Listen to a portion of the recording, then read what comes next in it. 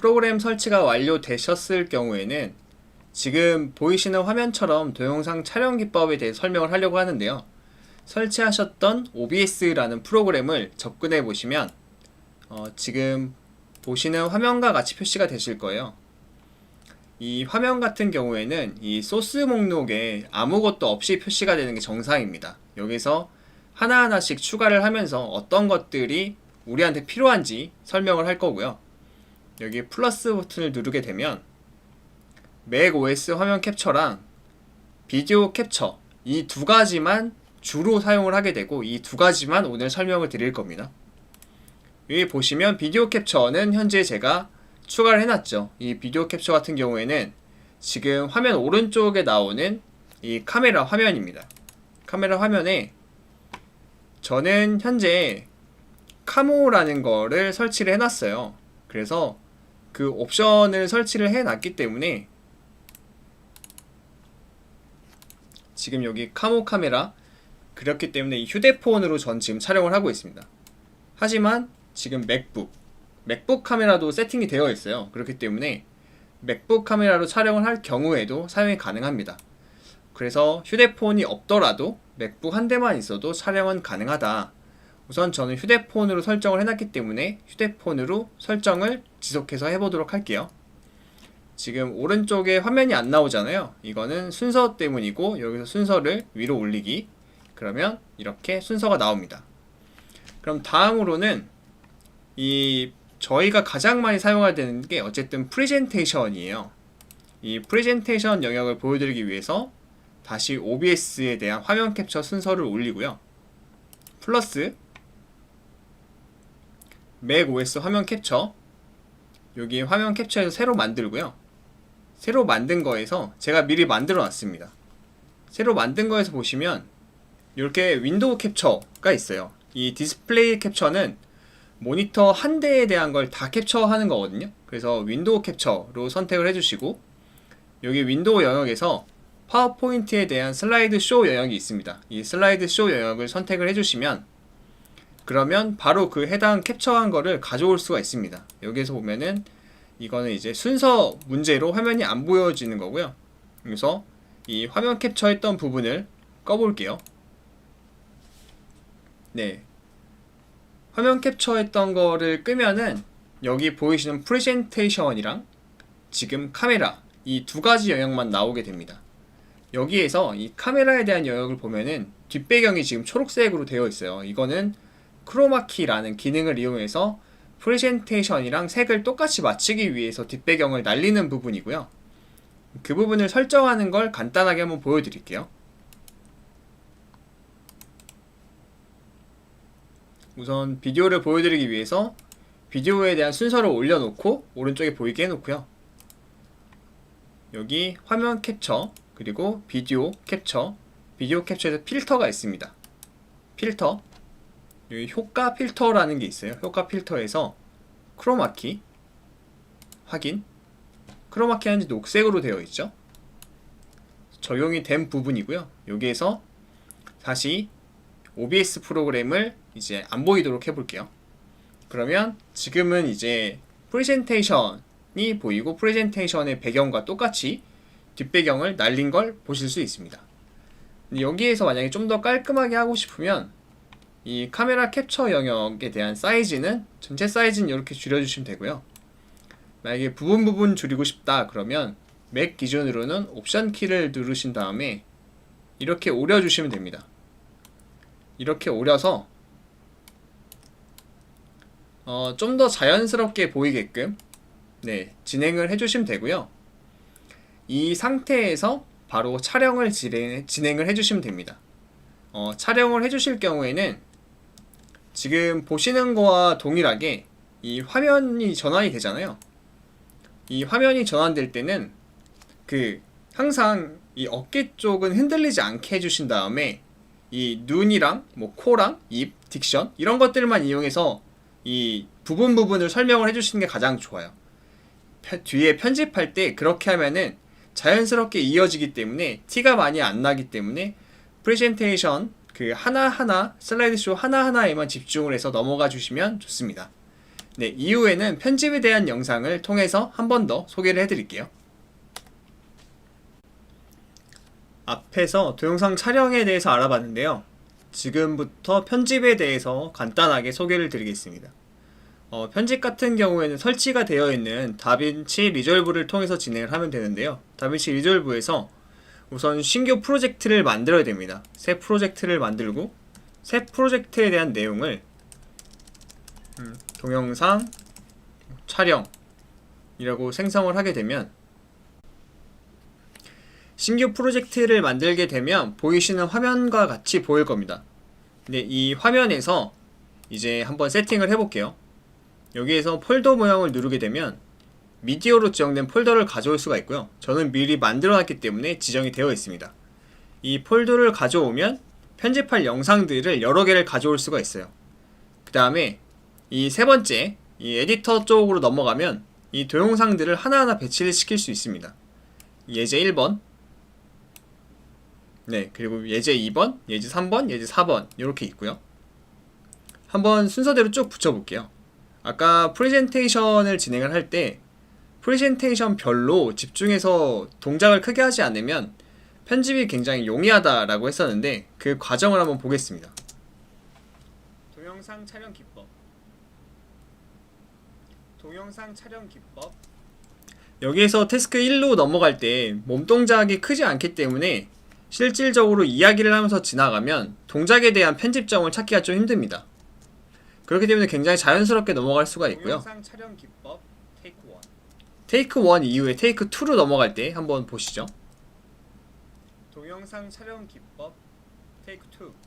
테이크 2로 넘어갈 때는 이 어깨나 몸에 대한 동작들이 좀 더 최소화가 돼서 편집을 할 경우에 이제 슬라이드마다 집중해서 이야기하면 이어붙이기가 굉장히 쉬운 구조가 됩니다. 동영상 촬영 기법 테이크 2. 네, 여기에서 보시면 지금 이 영역이 얘기를 안 하는 영역입니다. 그래서 동영상이 좀 루즈해 보일 수도 있거든요. 근데 여기 부분을 이 저희가 촬영한 동영상 중에 중간 부분만 도려내는 걸 보여드릴게요. 여기서 보시면 이 트림 편집 모드라고 있습니다. 트림 편집 모드를 이렇게 설정을 해주고 여기 보시면 여기 블레이드 편집 모드라고 있습니다. 블레이드 편집 모드는 자르는 겁니다. 어느 부분을 자르겠다. 근데 이 부분하고 지금 음량이 없는 부분이 이 부분이죠. 그래서 이 부분을 이렇게 잘라주고 그럼 여기에서 다시 이 마우스 있는 걸로 옵니다. 그러면 지금 요 부분을 한번 들어볼까요? 아무 얘기도 안 하고 있죠? 그럼 이 부분을 이제 델리트 키를 눌러서 삭제를 합니다. 그러면은 바로 뒷부분으로 이어지죠? 망했다. 근데 여기 보니까 테이크 3 넘어갈 때 망했다 라고 하네요. 망했다. 그럼 이 테이크 3 망한 부분을 도려낼 수도 있습니다. 사용자의 동작이 크지 않는 부분을 아까와 똑같이 이 영역을 컷해줍니다. 그리고 다시 마우스로 돌아가고 이 영역 부분만 삭제를 해줍니다. 그 다음에 한번 돌려볼까요? 동영상 촬영 기법 테이크 3. 네, 테이크 3로 자연스럽게 넘어왔죠? 동영상 촬영 기법 테이크 4. 네, 여기도 동일합니다. 여기 테이크 4까지 가기 위해서 이 앞부분에 대한 게 좀 동영상이 너무 루즈하게 되어 있어요. 그러면 이 부분을 이거는 따로 컷할 필요가 없이 이 앞뒤에 있는 부분은 이 마우스 드래그로 이렇게 당길 수가 있습니다. 이렇게 당겨서 배치를 해놓고 동영상 촬영 기법 테이크 4. 네, 이렇게 하면은 동영상에 대한 편집을 앞뒤점, 가운데 컷하는 부분을 배웠고요. 이런 부분을 이어붙이기만 하면 이제 동영상 한 편이 완성이 되는 겁니다. 감사합니다. 네, 이렇게 해서 마무리가 됐고요.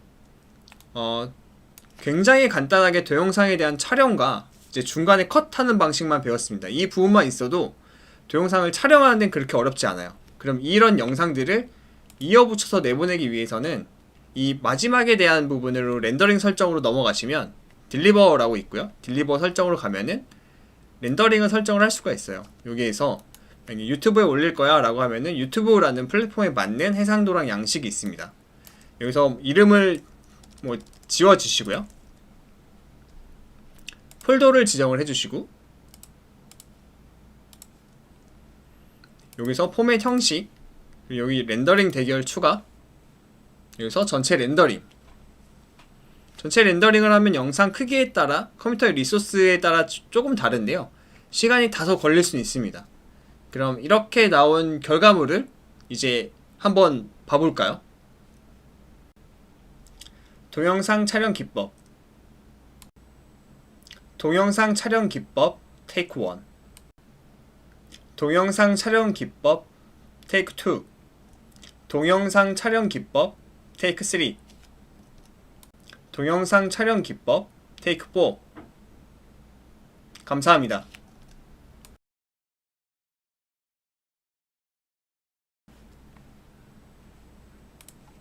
네, 이런 영상으로 동영상이 마무리되는 걸 볼 수 있는데요, 여기에서 조금 더 디테일하게 추가를 해보면 텍스트나 자막 같은 걸 넣고 싶잖아요. 그러면 여기 임팩트에 보시면 타이틀, 생성기, 이펙트 여러 가지가 있습니다. 근데 여기에서 이 대부분의 경우에는 타이틀 안에서 다 완료할 수 있습니다. 타이틀에서 텍스트를 갖다 놓습니다. 텍스트를 갖다 놓고 이 텍스트에 사용하게 될 걸 투클릭하면은 요 오른쪽에 어떤 텍스트를 적을지,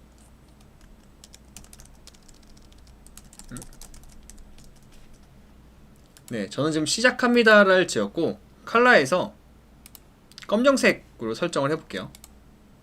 여기 이렇게 나오는 거는 폰트 때문이고요. 폰트를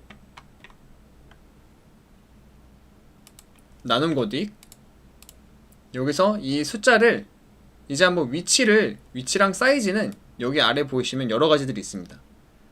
시작합니다. 여기서 보시면 되고요. 그리고 위에 올라가서 설정에 가면은 줌을 할 수도 있고 사이즈, 위치를 지정할 수도 있습니다. 여기서 좌우, 여기서 위아래, 그래서 여러 가지 시도를 해볼 수가 있고요. 텍스트 같은 경우에는 거의 다 이런 구조로 만들어집니다. 자막 형식처럼 넣고 싶으면 기본 샘플링에 이런 자막 형식도 있습니다. 자막 형식도 있기 때문에 타이틀에 가서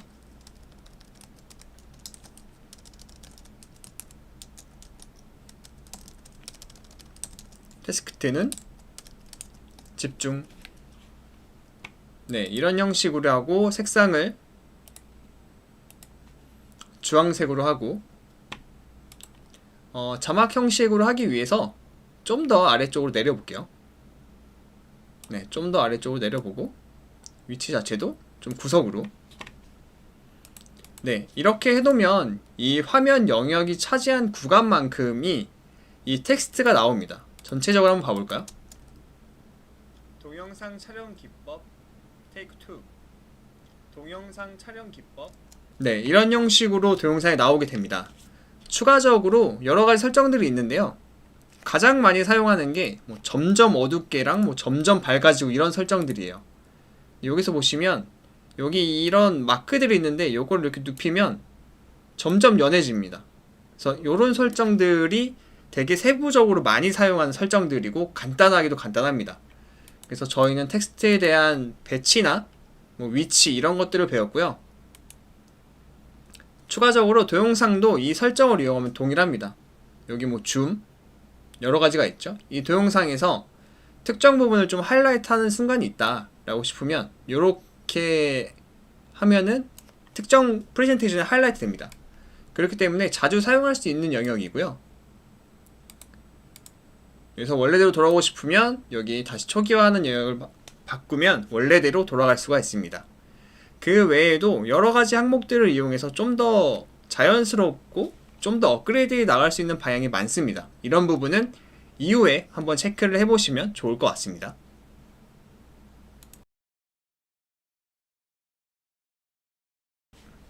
옵션 첫 번째, 뒷배경에 지금 크로마키가 있는데요, 이 크로마키가 없어도 크로마키와 같은 효과를 낼 수 있습니다.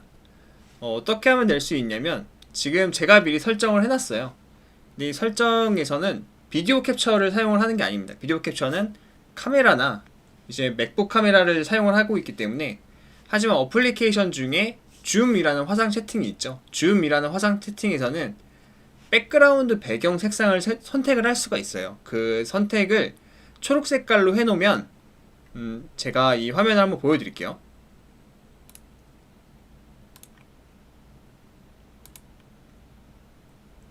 이 OBS 화면과 보시는 것 같이 지금 여기 OBS 화면 캡처 4번, 여기 윈도우 캡처에 줌 미팅이 들어가 있습니다.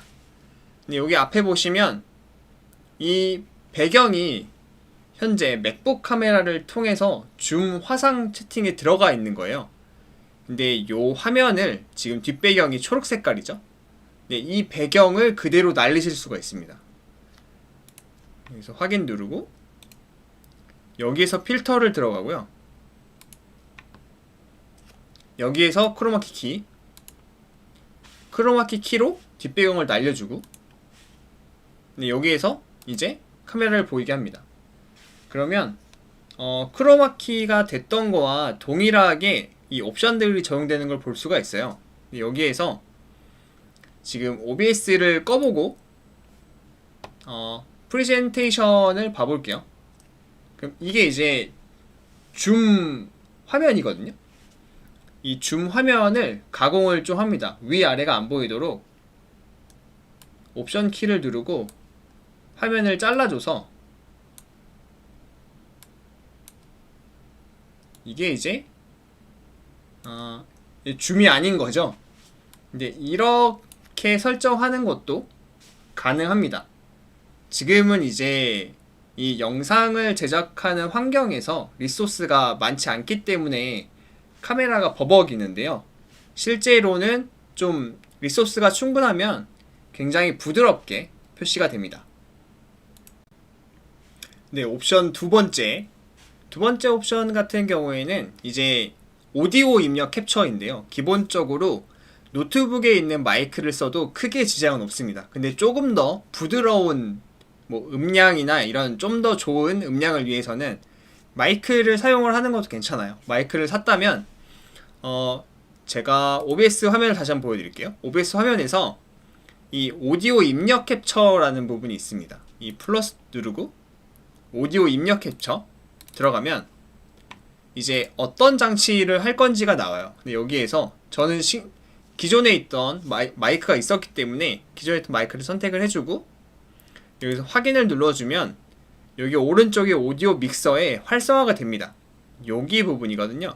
그래서 저는 기존에 있던 디폴트 사운드를 다 없앤 상태입니다. 그렇기 때문에 소리는 다 마이크로만 들어가는 설정이 되어 있고요. 이 부분은 옵션이고 필수가 아니기 때문에 고려만, 나중에 음질에 대해서 좀 더 민감하다 싶으면 고려만 해보시는 걸 추천드리겠습니다.